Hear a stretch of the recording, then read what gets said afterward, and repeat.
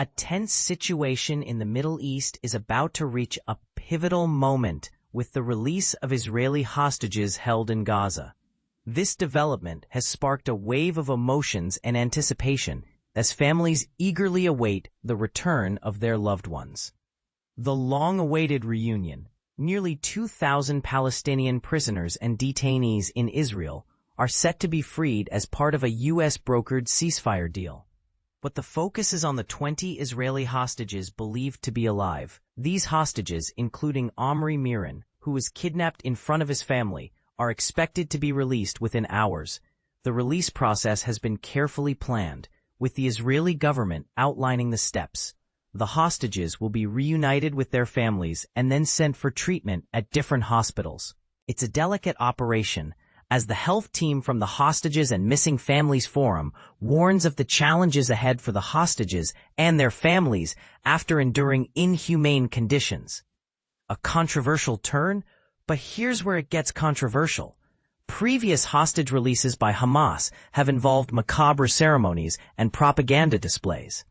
However, this time, Israel's Prime Minister's office spokesperson, Shosh Bedrosian, has assured that there will be no such displays and no sick shows by Hamas. Instead, the hostages will be released to the Red Cross and transported in a more dignified manner. This departure from past practices has raised eyebrows, with some questioning the motives behind Hamas's decision. Is it a genuine shift in strategy, or a tactical move to gain favor and negotiate better terms? A global summit for Gaza's future. As the hostage release unfolds, world leaders from over 20 countries are gathering in Egypt's Sharm el-Sheikh for a summit on Gaza's future. U.S. President Donald Trump, who is heading to Israel to meet with Prime Minister Benjamin Netanyahu and the hostage families, will also attend this summit.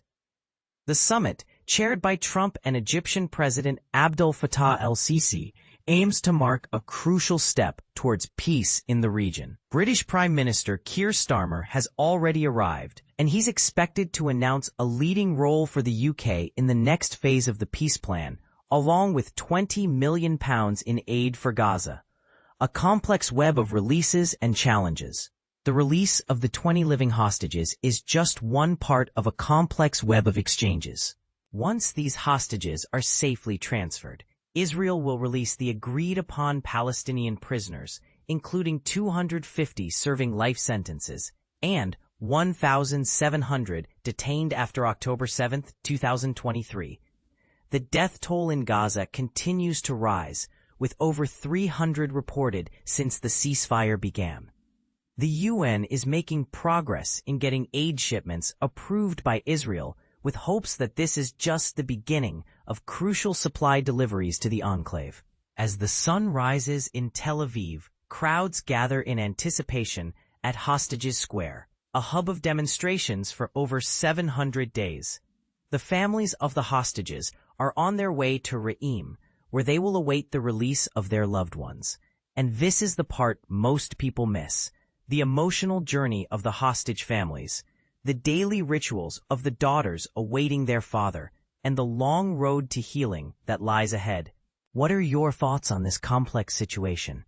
Do you think the ceasefire and hostage release signal a genuine path towards peace, or is it just a temporary respite? We'd love to hear your opinions in the comments below.